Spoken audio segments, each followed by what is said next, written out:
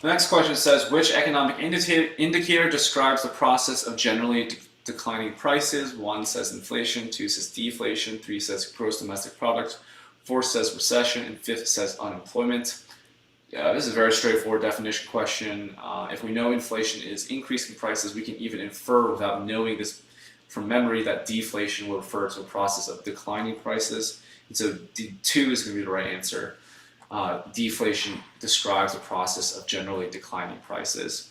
Let's take a look at the previous tutor's answer. The previous tutor said economic indicators are used to know about the economy. There are various economic indicators, and each provides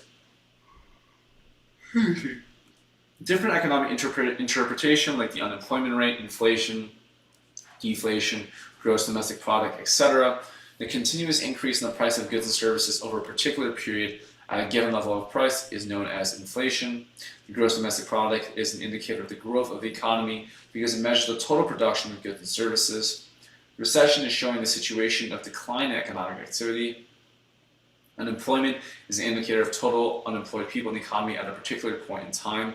And the deflation is an indicator that shows a continued fall in prices, which is exactly opposite to the inflation indicator.